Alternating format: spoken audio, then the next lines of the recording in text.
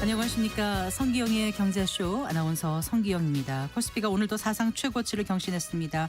SK하이닉스도 사상 최고가 기록하는 등 반도체와 조선업 등 에이펙에서 호재가 있던 관련 업종들이 주가를 끌어올렸는데요. 무엇보다 에이펙 회의 기간에 한국을 방문한 젠슨 황 엔비디아 최고 경영자가 우리 정부와 기업의 그래픽 처리 장치죠. GPU를 26만 장 공급하겠다고 약속한 것에 시장이 주목하고 있는 것으로 보입니다.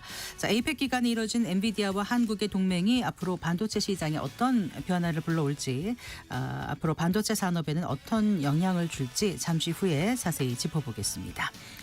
지난주 슈퍼위크를 소화한 코스피가 오늘 또 한 번 강세장을 보였죠. 미 연준의 금리 인하, 또 한미 통상 합의, 존슨 황 CEO와의 깐부 회동 등이 이번 주 국내 증시 호재가 될지 주간 증시 전망에서 살펴보겠습니다. 이 시간 유튜브로도 함께합니다.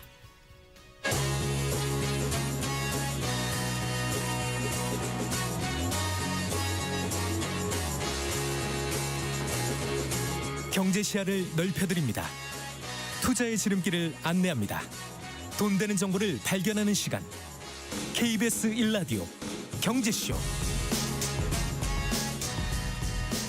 먼저 오늘의 주요 경제 뉴스부터 정리해드리겠습니다. 경제 뉴스 브리핑 손서구 경제평론가와 함께합니다. 어서 나오십시오. 네, 안녕하세요. 4,200 네. 마저 돌파했죠. 네. 네. 이런 식으로 매일 코스피가 상승세를 유지하면 지금 단순 계산으로는 올해 안에도 5,000포인트 달성이 가능하겠는데요. 오늘 하루만 코스피가 2.78% 114포인트가 올랐어요. 4,221.87에. 예. 코스닥도 오늘 많이 올랐습니다. 1.57% 상승하면서 914.55를 기록했습니다.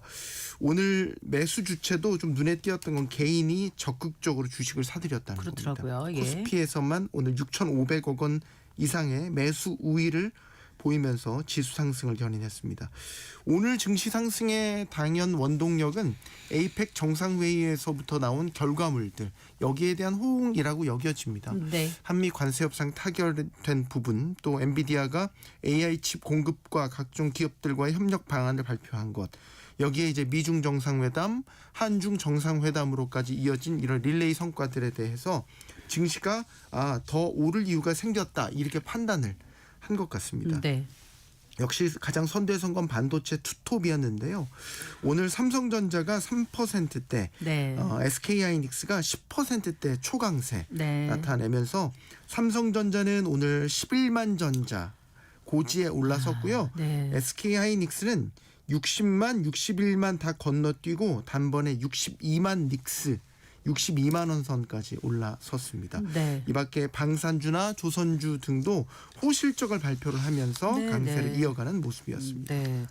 이 개인 투자자들이 지금 국내 증시로 속속 들어오고 있는 거예요? 네, 오늘도 매수 주체에서 이제 개인들이 사들이는 모습, 이게 상당히 시사하는 바가 있다고 보는 건, 지금의 강세장은 지금까지는 이제 개인 투자자들이 중심이었다기보다는 외국인과 기관이 매수세를 이끌어 왔고, 그런데 이제 최근 들어서 조금 더 개인 투자자들이 적극적인 매수 영향을 보이기 시작한 겁니다. 네. 그러면 이제 앞으로 증시의 주도적인 수급 주체로 올라설 조짐이 보이는 거죠. 몇 가지 신호들이 이제 나타나고 있는데, 네. 예를 들어서 지난주에 국내 투자자들의 미국 주식 순매수액을 보니까요, 7억 6천만 달러였어요. 이게 직전주와 비교를 해서 한 3분의 1 수준으로 줄어든 겁니다. 그러니까 전주에 비해서. 우리 서학개미들이라고, 미국 네, 주식에 네. 투자하시는 서학개미들이 미국 주식의 순매수를 줄이고 있다는 거죠. 네. 이와 함께 이제 늘고 있는 게 국내 증시의 투자자 예탁금입니다. 네. 이게 85조 9,159억 원까지 지난달 29일 기준입니다. 불어나면서 이게 또 역대 최대 기록 경신한 거예요. 이게 투자자 예탁금은 이제 증권사 계좌에 맡겨놓은 잔액들입니다. 네. 그러니까 언제든지 주식에 투입될 수 있는 돈이죠. 보통은 그래서 주식이 상당히 강세장, 좋은 분위기로 갈 때 이렇게 예탁금이 늘어나는 경향이 있고요. 또 국내 큰손 투자자들의 주식시장 참여도 최근에 늘고 있어요. 네. 지난달에 코스피 유가증권 시장에서 개인 투자자들 가운데 1억 원 이상 대량 주문을 한 걸 보니까 하루 평균 28,729건이었어요. 이게 그 전달 9월에 비교를 하면 52% 늘어난 겁니다. 네. 만약에 본격적으로 개인 투자자들이 국내 주식을 사들이기 시작한다면 아마 지금 강세장의 활용 정점을 제가 볼 때는 개인들이 찍을 가능성이 있어 보입니다. 네. 지금 그 국민연금 기금이 그 총 자산의 절반 이상을 주식에 투자했어요? 처음입니다. 네. 이제 국민연금 운용자산이 1,200조 원을 넘거든요. 큰손 중에 큰 손이죠. 뭐 세계적으로 연기금을 봐도 손에 꼽힐 만큼 아주 자산 규모가 큰데요. 올해 6월 말 기준 국민연금 기금운용 현황 자료를 보면 총 1,269조 1,355억 원에 달하는 적립금 가운데 주식에 투자된 금액을 보니까 635조 5,734억 원, 전체 자산의 50.1%를 차지했습니다. 네. 사상 처음으로 이제 주식 비중이 50%를 넘어선 기록인 거죠. 예. 그동안 이제 국민연금은 안정적인 운영을 최우선으로 두고 있기 때문에 보통은 채권에 많이 투자를 합니다. 그래서 자산 가운데 절반 이상은 거의 채권이나 채권에 준하는 예금 이런 자산들에 많이 투자를 하거든요. 그래서 2015년 10년 전이죠. 당시에 이제 그 국민연금의 자산 구성을 보면 채권이 56% 절반 이상이었고요. 네. 주식 비중은 32% 정도에 불과했습니다. 그런데 이제 10년 사이에 이제 정반대가 된 거죠. 지금 이제 채권 비중은 33%까지 낮아졌고요. 네. 이제 절반 이상 아까 말씀드린 것처럼 주식이 채우게 된 거죠. 쉽게 말해서 이제 국민연금이 안전한 채권 비중을 줄이고 상대적으로 위험하지만 수익은 높은 주식 쪽으로 비중을 대폭 늘리고 있다. 이렇게 보시면 되겠습니다. 그러니까 국민의 노후를 책임지는 거니까 그만큼 좀 안정성이라는 그 자산 운영 원칙이 있었는데 이게 네.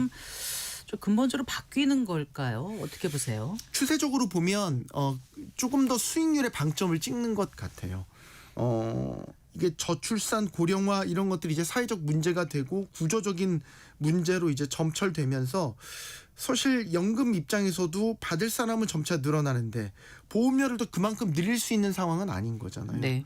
그러니까 점점 국민연금도 그렇지만 기금 고갈에 대한 우려가 커지고 있죠.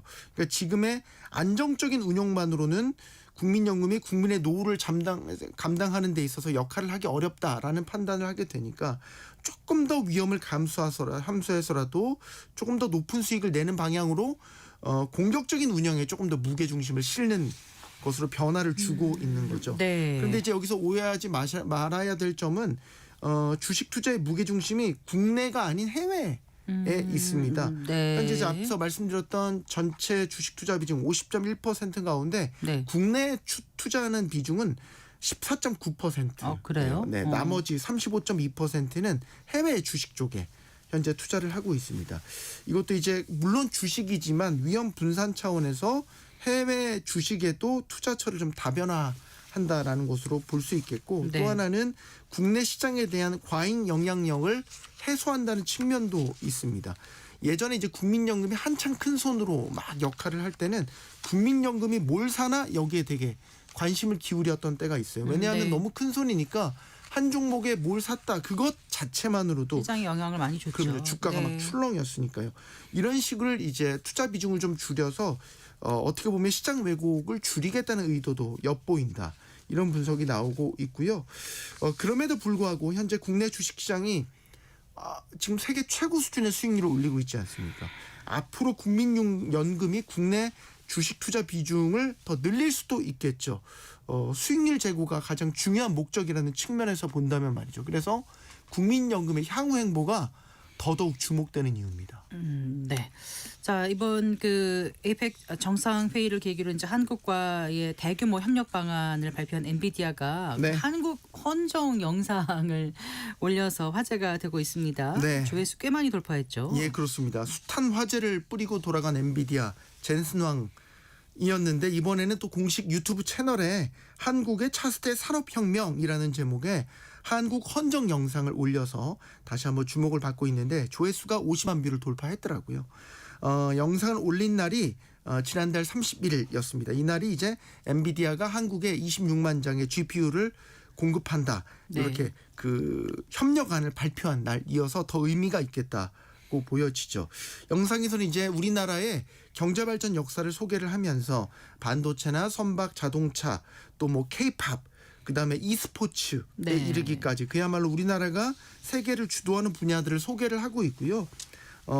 AI 분야에서도 이제는 한국이 미래를 만들어가고 있다. 이런 내용입니다. 마지막에 엔비디아가 이런 한국과 함께하게 돼서 영광이다. 라는 말로 영상이 끝나거든요. 네. 여기에서 이제 한국말로 나레이션이 나와요. 젠슨 왕 네, 이게 젠슨왕 목소리. 저 인가? 몰랐는데. 그럴 리가 없죠. 네, 젠슨왕의 실제 목소리인데 이거를 AI로 AI로. 변환하는 네, 네. 거죠. 영상 자체도 화제지만 이런 것들을 보면 엔비디아가 한국과의 협력에 상당히 진심이다. 그리고 공을 들이고 있다라는 것을 보여주는 것이어서 저는 좀 주목을 끄는 부분이고요. 단순히 GPU 26만 장을 한국에 세일즈하겠다 이런 차원이 아닌 것 같아요. 한국과 한국 기업들과 인공지능 혁명을 함께 일으켜 보겠다라는 의지도 상당히 엿보이는데 제가 좀 눈여겨봤던 건 e스포츠였어요. 네. 이게 이제 한국에 이제 게임 열풍이 불면서 사실 엔비디아가 이 GPU라는 칩을 오늘날의 지위로 만들어내는데 네. 한국의 이 게임 열풍이 상당히 밑거름이 됐습니다. 네, 네. 그래서 한국과의 그 공고한 파트너십을 기대해도 좋은 다양한 이유가 여기에서부터 시작이 됐고 앞으로 이 GPU 파워를 이용해서 한국은 AI 인프라를 확장해 갈 수 있고 엔비디아는 반대로 피지컬 AI 분야 등에서 한국의 강력한 이런 제조업 역량과의 시너지를 기대할 수 있겠습니다. 네. 더불어민주당이 정년 연장에 관한 입법을 연내에 추진하겠다고 밝혔습니다. 네, 그렇습니다. 앞서 지난 6월에 정부가 현재 만 60세인 정년을 이제 2033년까지 65세로 단계적으로 확대하는 방안을 담은 법안을 연내 추진하겠다는 중장기 로드맵을 밝힌 바가 있죠. 자, 이 같은 정부의 입법 계획을 뒷받침하기 위해서 오늘 민주당에서 정년 연장 특위의 첫 회의를 열었습니다. 이게 네. 이제 TF였는데 특위로 격상이 돼서 첫 회의가 오늘 열린 거고요. 특히는 앞으로 법적 정년 연장을 이제 65세로 단계적으로 높이는 방안과 함께 임금 조정이라든지 재고용 제도 병행 여부 등을 이런 세부 쟁점들을 논의할 계획입니다. 당은 특위를 중심으로 의견을 수렴한 뒤에 올해 안에 이런 법적 정년 연장안을 입법화한다는 계획인데요. 네. 애초 민주당이 구상했던 거는 9월에 정년 연장 입법안 관련해서 노사가 공동으로 발표를 하고 11월 이달이죠. 연장안을 발의할 계획이었는데 지금 현실은 노사 간 입장차가 여전합니다. 그래서 연내 처리가 불투명하다는 분석도 나오고 있습니다. 노동계 같은 경우는 정년 연장에 찬성을 하고 있지만 경영계 같은 경우는 예를 들면 청년층 채용이 위축될 우려, 그다음에 조기 퇴직 같은 부작용이 나타날 우려, 그리고 뭐 이런 우려들을 고려해서 65세로의 정년 연장보다는 60세 정년 퇴직을 그대로 유지를 하고 나중에 재고용하는 방식이라든지 아니면 직무급제를 도입하는 방식 이런 것들이 병행돼야 한다고 주장을 하고 있고 아직까지는 이런 차이들을 좁히지 못하면서 논의가 장기화되고 있는 상황입니다. 네. 잘 들었습니다. 고맙습니다. 감사합니다. 경제 뉴스 브리핑 손서구 경제평론가와 함께했습니다.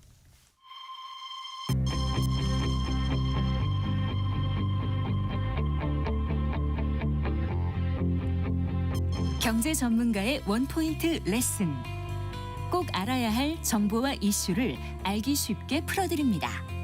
대한민국 경제 고수와 함께 투자의 맥을 짚는 KBS 1라디오 경제쇼. 진행의 성기영 아나운서입니다.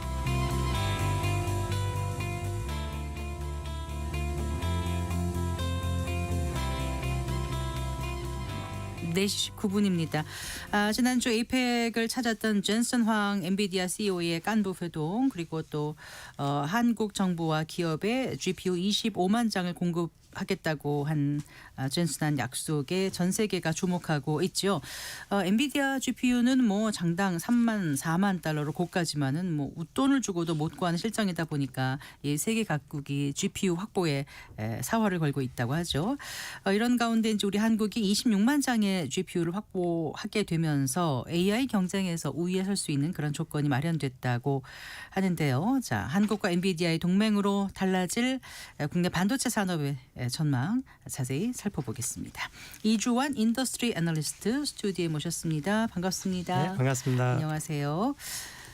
그 지난주 이제 그 에이펙 주간에서 가장 그 주목을 받았던 이슈 가운데 하나 하면 역시 이제 젠슨왕 그 엔비디아 CEO하고 국내 기업 총수들과의 이제 그 정상회담보다 더 스포트라이트를 가져가 버렸어요. 어떻게 네, 보면. 치맥 회동 또 그리고 이제 그 자리에서 엔비디아가 한국의 GPU 블랙웰을 그 26만 장 우선 공급하겠다 그 약속이었습니다. 정말 깜짝 이벤트였는데 전 국민이 근데 이제 그 부분이 예, 제가 예. 오늘도 이제 기자들 인터뷰 요청해서 하다면서 트럼프에서 제동을 걸었다고 블랙웰을 네. 미국 외의 지역으로 판매하는 것에 대해서. 네, 그래서 지금 사실 젠슨왕 CEO가 와서 지난주에 약속했던 게 네, 불발로 그칠 가능성도 지금 생겨버린 거죠. 어떻게 네, 보면은. 네, 그래서 그 부분도 우리가 좀 더 모니터링 해봐야 될 것 같고요. 네, 어쨌든 그 돌발 변수니까 네, 그런 일이 없다라고 생각을 했을 때에 네, 이제 26만 장이라는 수치가 사실은 어떻게 보면은 이게 많은 수치는 아니에요.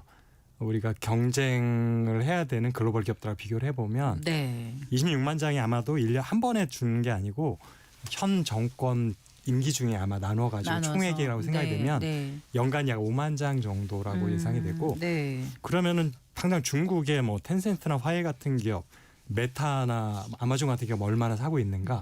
1년에 20만 장, 네, 5년이면 100만 장. 네, 근데 우리는 한 국가 총이 5년간 26만 장.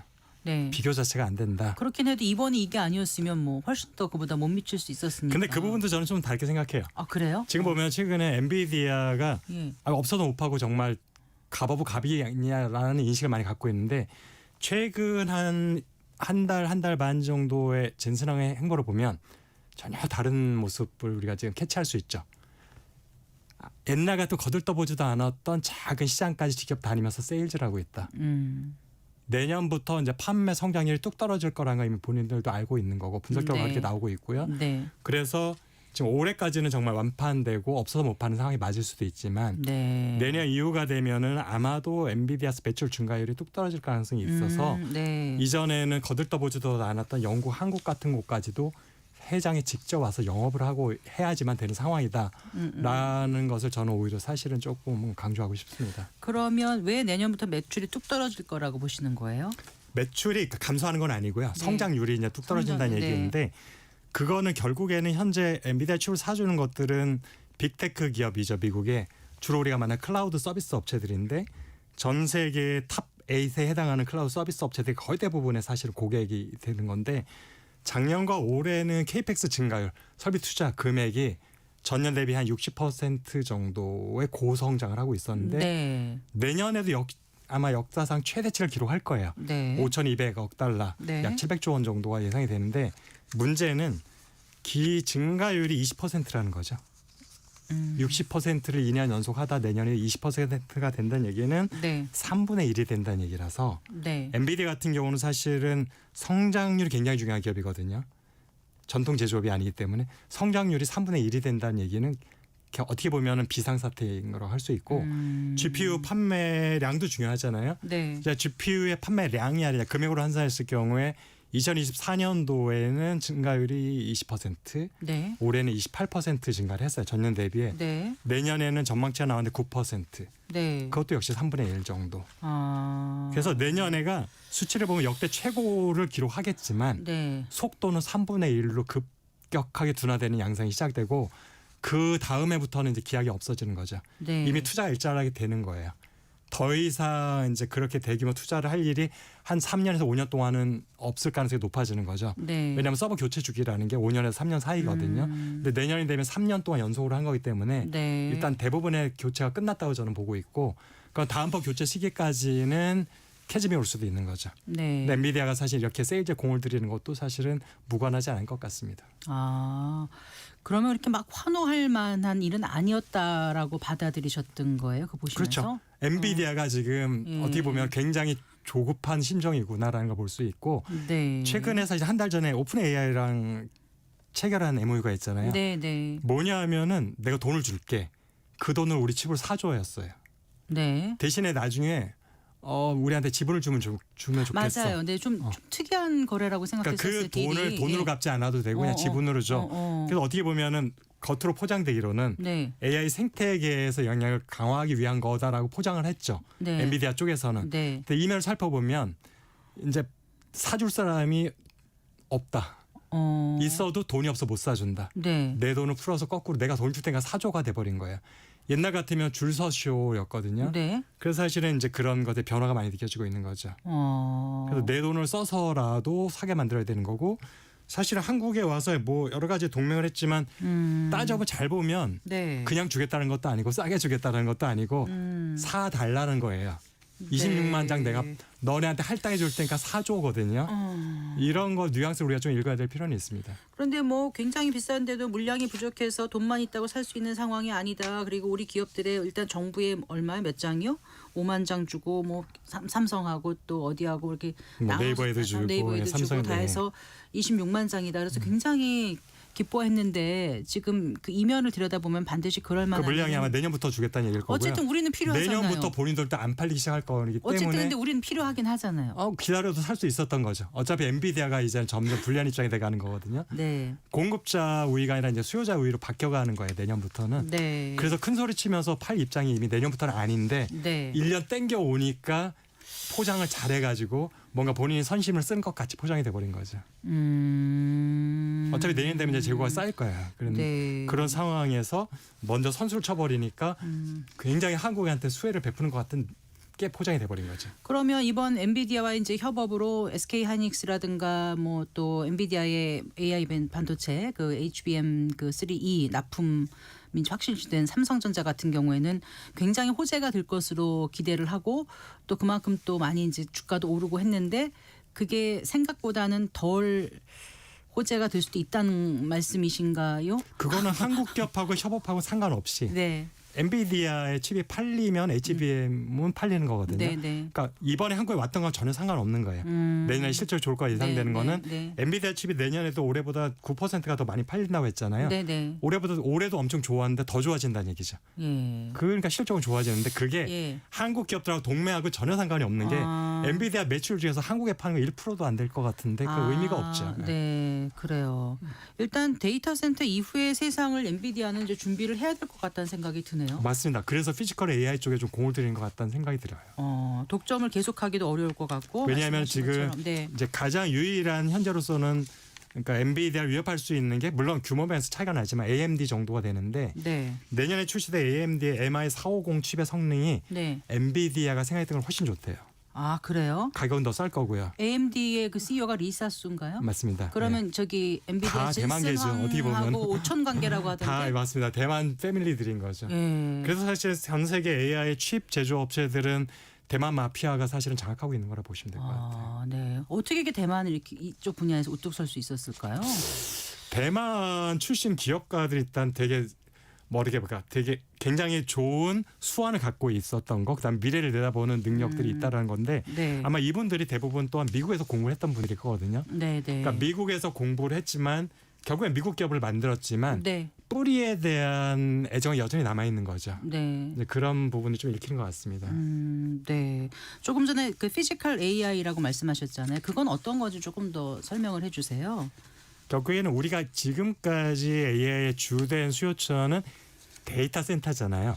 그러니까 컴퓨터예요. 네, 네. 그러니까 컴퓨터는 사실 그냥 연산만 해나는 거지가 두뇌밖에 없는 건데 피지컬 AI라는 거는 뭔가 이제 동작을 하는 곳에 네. AI가 두뇌 역할을 하면서 단지 연산만 하는 게 아니라 이제 네.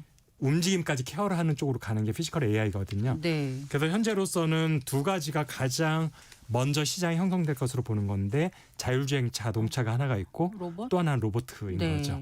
그래서 이 중에서 지금 한국에 와서 정의선 회장을 만났다는 얘기는 예.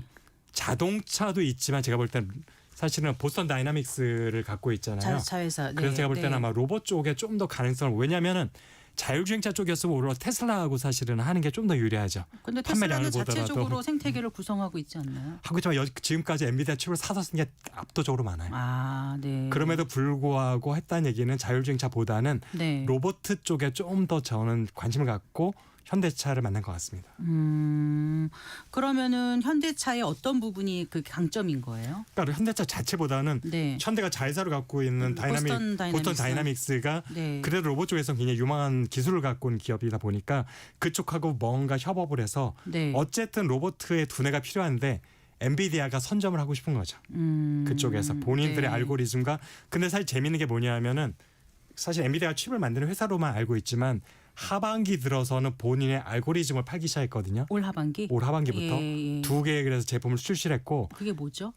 이제 사실 하나는 그중에 로보틱스에 대한 거고 하나는 수학과 과학에 연관된 알고리즘인데 네. 이제 정리돼 있는데 또 찾아보려면 또 시간이 걸리니까 네. 그래서 이제는 칩만 파는 회사가 아니라 엔비디아가 노리는 거는 사실은 우리 딥시클 만든 아론과 같이 알고리즘 회사를 거듭내겠다라는 것, 그다음에 플랫폼 회사로도 또한 확장하겠다라는 게 있어서 네. 근데 로봇하고 연결했을 때는 단순히 칩만 파는 게 아니라 본인이 소프트웨어까지 같이 패키지를 팔 수 있는 분야인 거죠. 그런 면에서 아마 로봇 쪽에 관심이 많이 갖고 있는 것 같습니다. 그러니까 이제 현실 세계에서 그 센서 이제 카메라를 통해서 데이터 수집하고 스스로 판단하고 행동할 수 있는 그런 능력을 가진 게 피지컬 AI인 거잖아요. 근데 로봇하고 크게 자율주행차인데 그거 두 개를 다 갖출 수 있는 업체가 완성차 업체에서는 그렇죠. 뭐 중국 빼고는 거의 현대차밖에 없다. 보통은 네. 자율주행차하고 로봇은 물론 테슬라도 로봇에 관심이 많이 있긴 하지만 네. 현재 바로 이미 상용화돼 있는 것들을 갖고 있기로는 네. 현대차가 사실은 양쪽에 다 카드를 쥐고 있는 회사고 어차피 한국에 지금 한번 방문할 기회가 있었잖아요. 네. 왜냐하면 HBM 관련해서 중요한 파트너들도 있고 하니까 네. 왔을 때 그래서 굳이 현대차하고 같이 만난 것 같습니다. 어쨌든 현대차는 지금 AI 팩토리 이런 것도 구축할 계획이라면서요. 그렇죠. 예. 네. 현대차의 앞으로의 그 가능성이 굉장히 크네요. 현대차 입장에서도 사실은 나쁘지 않은 초이스인 거죠. 어쨌든 AI 쪽 강점을 갖고 있는 파트너와 밀접한 관계를 갖고 있게 되면 기술 개발 단계에서 사실은 커스터마이즈하는 쪽에 유리한 측면이 많이 있거든요. 그런 면에 있어서 사실 엔비디아 입장과 현대차의 입장이 둘 다 서로 이제 맞아 떨어진 거죠. 이해관계가. 네, 그래서 예, 알겠습니다. 그리고 이제 그 이재명 대통령이 한국을 AI 강국으로 만들겠다 이렇게 이제 목표를 뭐 대선 전부터 내세웠었는데 엔비디아와 이제 AI 동맹을 맺으면서 우리가 좀 든든한 우군을 얻었다 이렇게 이제 생각을 했거든요. 근데 오늘 말씀을 들어보면은 또 엔비디아는 이제 내년부터는 어차피 수요가 좀 그렇게 될 것 같으니까 미리 와서 우리한테 세일즈를 한 거라고 하시니까 조금 좀 달리 보이기도 합니다만 어쨌든 우리가 확보를 하는 건 중요했던 거고요. AI 강국을 위해서 나아갈 수 있다고 기대를 조금 더 키우긴 하는데 과연 GPU만 있다고 AI 강국이 되는 건지 이제 이게 궁금하거든요. 지금 사실 앵커님 정확한 지적을 해주셨는데 AI 강국이 되려면 글로벌 플랫폼을 갖고 있는 기업이 있어야 되거든요. 네. 서비스를 최종할 수 있는. 네. 근데 한국은 없어요. 그게. 그러니까 GPU 칩을 우리가 100만 장을 갖고 있다고 하더라도 네. 그걸 활용해서 뭔가 돈을 벌고 비즈니스 할 수 있는 사업자가 없다라는 거죠. 그런 면에서 한국의 AI 강국이 되기 위해서는 인프라를 갖추는 것도 중요하지만 사실은 네. 그 인프라를 활용해서 실제로 서비스를 제공할 수 있는 글로벌한 기업들이 나와야 되는데 네. 사실은 뭐 이번에 네이버도 사실은 같이 회동을 했지만 네이버의 규모는 사실은 도메스틱의 성격이 훨씬 강하잖아요. 네. 일본에 좀 있긴 하죠. 네. 어쨌든 라인이 있으니까 그런 면에 있어서 강국이 되려면은 소프트웨어 쪽에서 좀 더 플랫폼 업체 쪽에서도 글로벌 기업들이 좀 나와줘야 된다라는 생각을 하고 있습니다. 언어의 장벽도 있을까요? 그런 면에서. 언어의 장벽은 사실은 뭐 트랜슬레이션은 얼마든지 기술적으로 확인이 가능한 부분인데 네. 사업의 그 영향력이 그런 큰 네. 그러니까 우리 사업을 한국에서만 하는 게 아니라 글로벌에서 이미 포지셔닝을 어느 정도 잡고 있고 고객을 네. 확보하고 있는 기업이 있어야 되는 거예요. 컨텐츠로 하면 넷플릭스가 필요한데 네. 우리가 사실 국내에 많은 방송사가 있지만 해외로 나가서는 아무것도 할 수 있는 게 없잖아요. 사실은. 근데 그런 게 플랫폼이나 소프트웨어 쪽에서 있어야 된다는 그럼 거죠. 우리가 그렇게 좀 가능한 플랫폼은 지금 없어 보이나요? 한국에서 어떠세요? 이제 가능성들은 이제 뭐 있죠.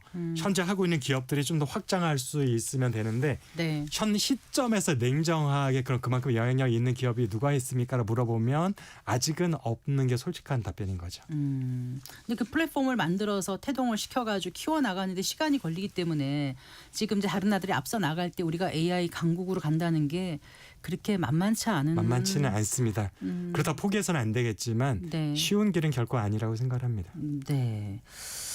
그 인재들을 좀 많이 육성해야 되지 않을까요? 인재도 필요하고요. 물론 예. 소프트웨어 쪽으로 가면 한국이 자. 정말로 인재가 부족한 게 느껴지고 네. 있고 반도체도 비슷하거든요. 네. 공정 관련된 인재들은 많이 양성이 되고 있고 배출이 되고 있는데 네. 설계 쪽 관련해서는 굉장히 아하. 우리가 약합니다. 네. 그래서 정말 그런 면이 사실 AI도 똑같은 거예요. 결국에 하드웨어는 돈이 있으면 사올 수는 있잖아요. 네. 우리가 굳이 개발 안 해도 되지만 그걸 최종적으로 우리가 활용해 강국이 되려면 알고리즘을 짜고 이것을 또한 배포할 수 있는 그 네트워크를 가진 플랫폼이 필요한데 그쪽 부분은 아직은 조금 약하다는 거죠. 네. 근데 또 한편으로는 그래요. 지금 AI 버블이 있다 이런 논란이 계속 나오고 있거든요.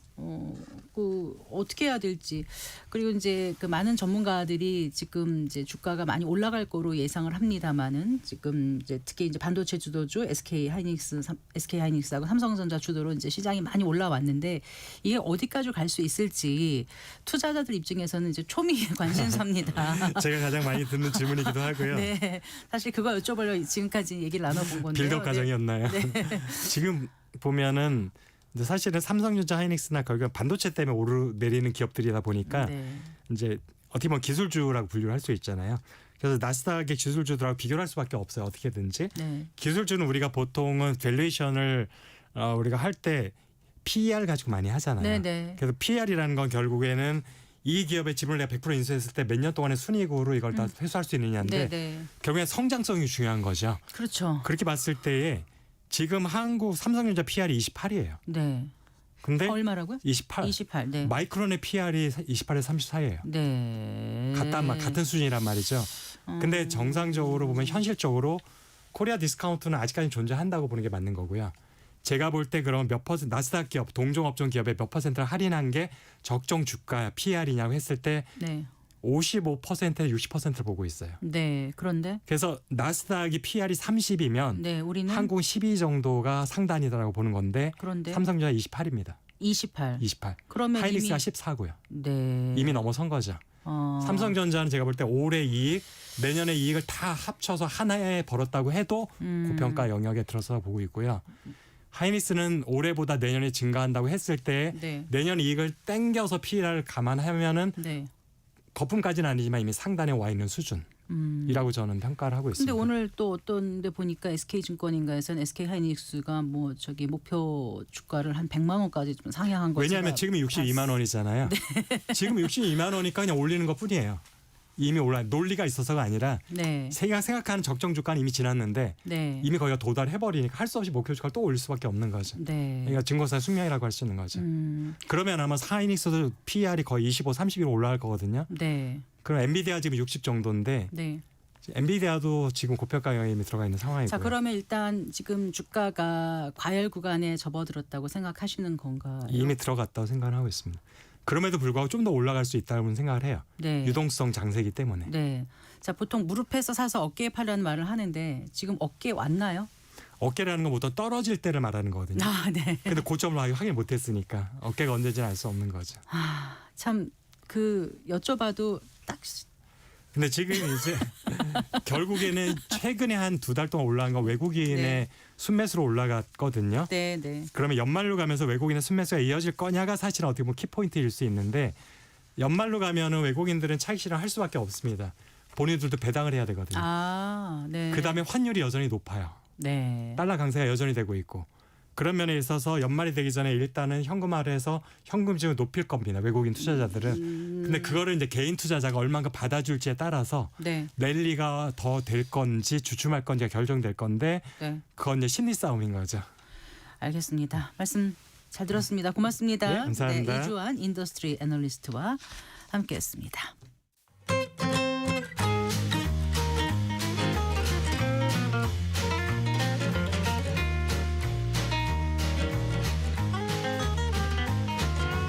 경제 맛집 투자 핫플. 지금은 돈 벌기 딱 좋은 시간. KBS 1라디오 경제쇼.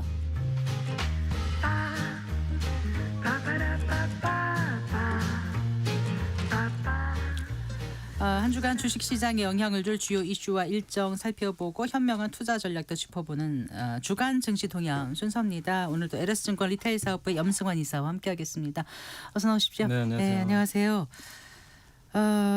지난주 미국 증시부터 좀 살펴볼까요? 네, 지난주에 미국 증시 지난주도 괜찮았습니다. 지금 다우, S&P 500, 또 나스닥 모두 다 3대 지수 강세 마감했고요. 네, 특히 이제 나스닥은 이제 한 달이 지났잖아요. 그래서 7개월 연속 그러네요. 상승하면서 계속 이제 좋은 흐름 예. 이어가고 있고, 특히 이제 지난주에는 테슬라, 엔비디아, 아마존 이런 기업들의 주가가 많이 올랐고, 근데 메타는 실적은 괜찮았는데 이 투자에 대한 이제 우려감이 좀 커지면서 마이너스 12% 정도 하락을 했습니다. 그리고 이제 지난주에 그 엔비디아가 시총 이제 5조 달러 돌파하는 모습도 좀 있었고, 5조 달러. 예. 그리고 지난주 이벤트 되게 많았죠. 미중 무역 협상도 있었고, 뭐 한미 무역 협상도 마무리가 됐고, 네. 또 미국과 중국 어쨌든 좀 휴전에 들어갔고요. 네. 그리고 FMC는 금리는 인하했는데 12월에 인하를 할지 안 할지가 좀 되게 애매해졌어요. 지금 연준 위원들 의견이 다 엇갈려 가지고 네. 좀 어중간한 상황이 됐고, 어쨌든 그럼에도 불구하고 미국 증시는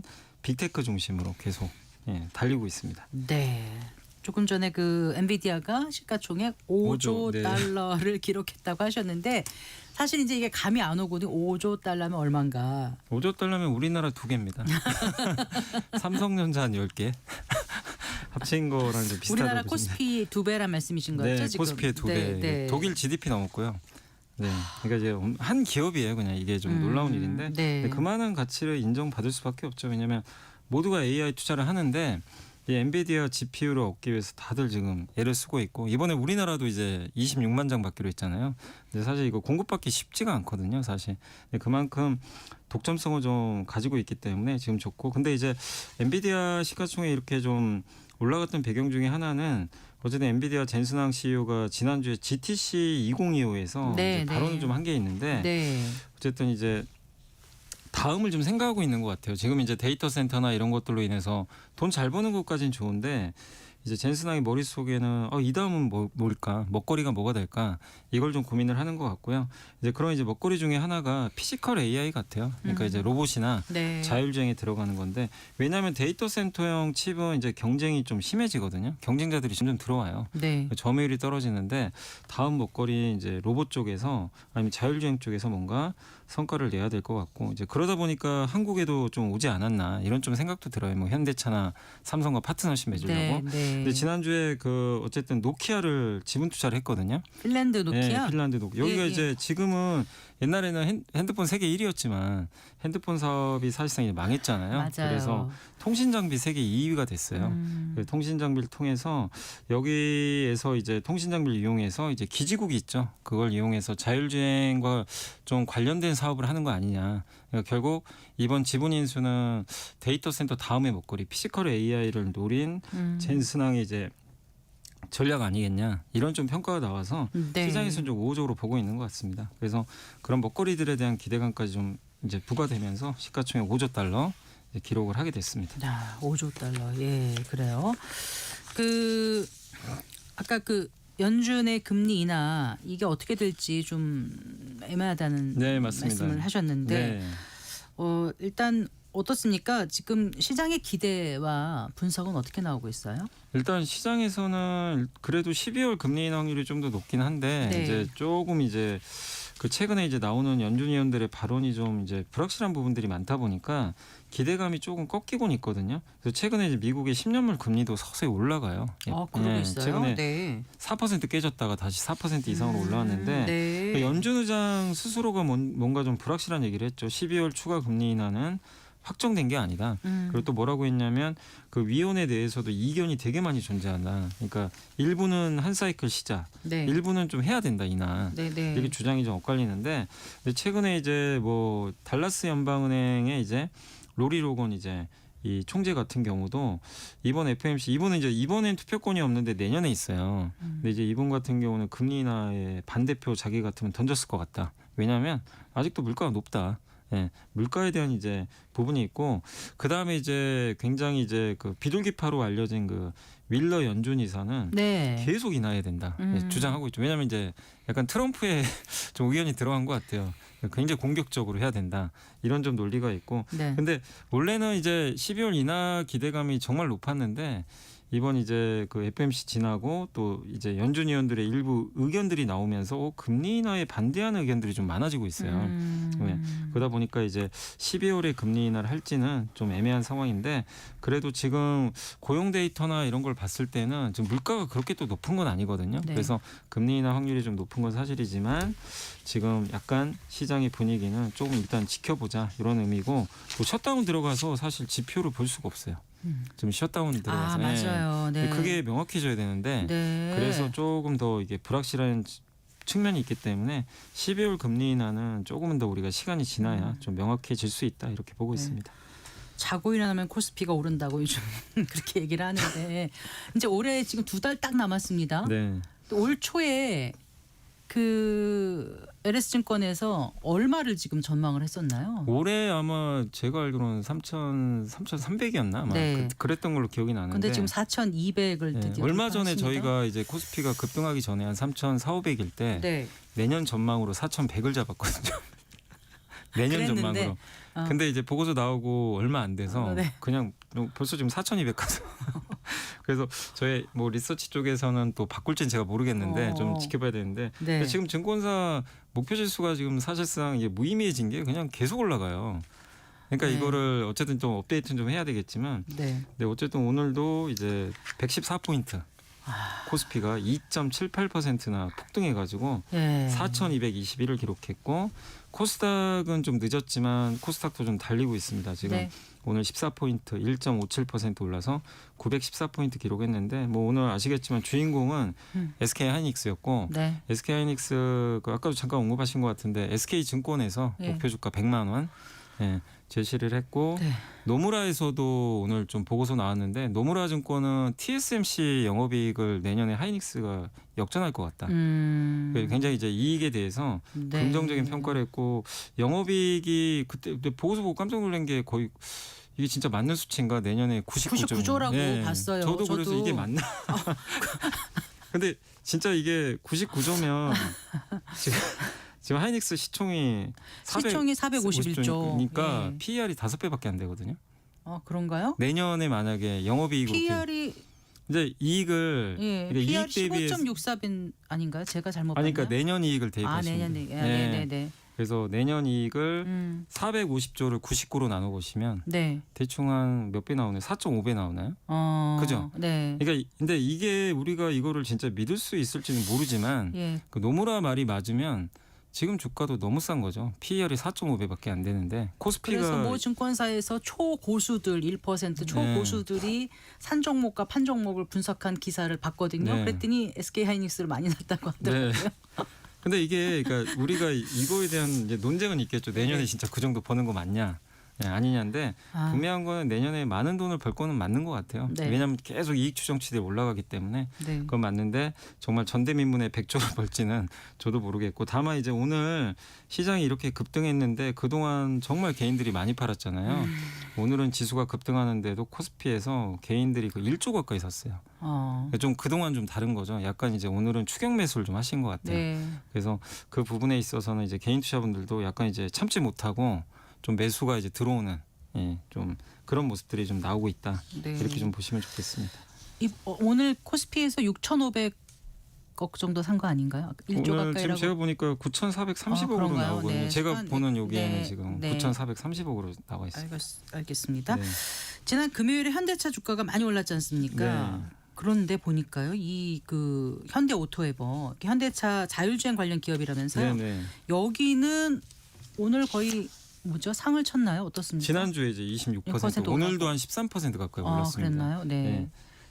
근데 이제 이게 이렇게 이제 자율주행 기업이 이렇게 오른다는 거는 그러니까 뭐 여러 이유는 있겠죠. 근데 이제 현대차 주가 오른 거는 일단 첫 번째는 관세 부담이 완화됐다고 일단 보시면 될 것 같고요. 이제 네. 왜냐하면 25에서 10으로 이제 낮췄기 때문에 요게 하나가 있고, 근데 네. 그거보다는 사실 이제 젠슨항과 뭐 이재용 회장과 정의성 회장이 치맥 그 회동을 했잖아요. 이제 네. 거기서 그 다음 날 이제 뭐 GPU 구매 얘기도 있었고, 이제 네. 시장에서 평가하는 건 그거 같아요. 엔비디아가 아까 제가 말씀드린 대로 노키아 지분을 왜 인수했을까? 다음 먹거리 피지컬 AI인데 피지컬 AI를 지금 구현하고 있는 회사 중에 하나가 테슬라잖아요. 네. 로봇과 지금 자율주행 같이 하고 있죠. 근데 중국과 테슬라 제외하면 완성차 기업 중에 그걸 제대로 지금 준비한 기업은 사실 전 세계 현대차밖에 없거든요. 그러니까 이제 네. 엔비디아 입장에서는 파트너 되기가 좋죠. 중국과 네. 파트너는 안 되고요. 테슬라는 자기가 알아서 해요. 그래서 어렵습니다. 사실상 좀 불가능하고 그러니까 현대차가 이 규모로 봤을 땐 엔비디아한테는 되게 좋은 파트너고 현대차도 이거 자율주행과 로봇 하려면 꼭 있어야 이 되죠. 핵심 GPU. 두뇌 GPU나 아니면 슈퍼컴퓨터라든가 네, 네. 플랫폼도 있어야 돼요. 그렇죠. 근데 현대차도 준비하는데 그걸 제대로 구현하려면 엔비디아 도움이 좀 필요한 건 사실입니다. 그러니까 이제 서로 이해관계가 좀 맞긴 하거든요. 네. 그래서 자율주행이나 로봇 쪽에서 뭔가 사업하지 않겠냐 같이 요 기대감. 그래서 현대 오토에버 같은 기업들의 주가가 이렇게 좀 급등하고 있는데 이런 부분들이 물론 아직은 정말 명확한 건 없지만 네. 시장에서는 이런 좀 내러티브라고 그러죠. 스토리를 좀 기대하면서 주가 올랐고 여전히 현대차는 PER 기준으로 지금 뭐 5배밖에 안 되기 때문에 네. 주가도 여전히 좀 저평가된 것도 시장에서 긍정적으로 작용을 해서 정말 지난주에 모처럼 이렇게 네. 급등을 했다 이렇게 말씀드리겠습니다. 로봇 관련주도 앞으로 어느 정도 좋을까요? 계속? 그래서 오늘도 로보티즈나 뭐 레인보우 로보틱스 레인보우 로보틱스 네. 거는 11.2, 네. 로보티즈는 20% 넘고 24.49 그래서 올랐어요. 로봇 관련주들이 로보티즈는 이제 LG전자가 지분을 갖고 있고요. 맞아요. 레인보우 로보틱스는 삼성전자가 이제 맞아요. 인수를 했죠. 그래서 네. 이제 삼성과 LG도 로봇에 적극적으로 좀 투자를 하고 있어서 또 젠슨항의 그림과도 또 맞고요. 예, 그래서 로봇주들도 좀 급등하는데 다만 이제 단기에 너무나 급등한 상태니까 좀 가격적으로는 조금 좀 주의는 필요한 것 같습니다. 네. 자, 그 이제 삼성전자가 HBM3 이 12단 네. 그거를 이제 엔비디아에 공급한 거죠. 네, 공급했다고 사실상 발표를 한 했습니다. 거죠. 네. 네. 그러니까 엔비디아와 함께 또 AI 팩토리도 구축한다고 하는데 삼성전자가 얼마예요? 5만 6만 원대가 몇 달 전이었죠? 몇달 얼마 안 됐습니다. 불과 얼마 안 네. 됐어요. 근데 갑자기 이렇게 이제 11만까지 지금 올라와서 네. 지난주만 해도 삼성전자 사는 게 좋아요 말아요 할 때도 참 고민되는 자료죠. 그러니까 들고 가는 거는 맞는데 네. 이거 10만 원 넘었을 때 이게 더 갈 거냐 단기에. 네. 근데 어쨌든 이제 주가는 지금 하이닉스에 못지않게 지금 오르고 있거든요. 네. 근데 여기서 고민은 그거죠. 저는 여전히 뭐 장기 투자가 맞다고 저도 여전히 보고 있고요. 근데 다만 말씀드린 대로 지금 이렇게 주가 지수라는 게 아무리 강세장이어도 계속 오를 수는 없거든요. 중간중간에 보통 고점 대비 한 10% 빠지는 조정들은 늘 나왔어요. 1년에 뭐 물론 많지는 않지만 그래서 좀 무리해서 추격할 필요는 없다고 저는 여전히 생각은 하고 있고 다만 그 삼성전자가 아직 끝은 아니다 이렇게 좀 보고 있어요. 왜냐하면 이 사이클 자체가 이제 좀 시작하는 사이클이잖아요. 어떻게 보면 그리고 그 좀 오랜 시간이 걸렸지만 어쨌든 엔비디아 이제 공급을 하게 됐거든요. 네. HBM 그리고 HBM4도 지금 좋은 얘기 나오고 있고 또 지금 엔비디아랑 AI 팩토리 얘기 나오는데 이제 네. 그 AI 공장을 만드는 거죠. 예. 그리고 또 한 가지가 이건 젠슨항이 직접 얘기를 했는데 그러니까 테슬라하고 애플의 파운드리 있잖아요. 네. 그 수주 받은 거 아마 기억하실 거예요. 네. 근데 엔비디아 수주까지 받았어요. 아. 그러니까 젠슨항이 직접 얘기했던 건 로봇에 들어간다. 엔비디아가 만드는 그 제슨 토르라는 슈퍼컴퓨터가 있습니다. 젯슨. 네. 토르. 근데 네. 그게 이제 로봇에 들어가요. 아. 로봇의 두뇌에 들어가는데 아. 거기 들어가는 AP 칩을 삼성에 맡기기로 했나 봐요. 아. 삼성이 앞으로 이거 만들어준다. 네. 젠슨항이 직접 에이펙에서 언급을 했더라고요. 그래서 이런 걸 보면 또 파운드리 쪽도 기대가 되니까 그런 부분에서 그 가치까지 인정받으면 메모리도 좋고 파운드리도 좋고. 예. 이 두 가지가 이제 교집합이 잘 돼서 삼성전자는 올해보다는 사실 내년 내후년에 파운드리도 기대가 되거든요. 고객사가 점점 늘어나잖아요. 네. 빅테크가. 그래서 그런 것까지 본다면 너무 이걸 좀 적게 보지 마시고 좀 약간의 긴 사이클로 봐야 되지 않나 그런 생각이 좀 듭니다. 그러니까 조정은 있을 수 있지만 사이클은 좀 길게 네, 잡아도 좀 괜찮겠다. 파운드리도 한번 보셔야 될 것 같아요. 그래요. 메모리만 볼 게 아니라. 네. 네.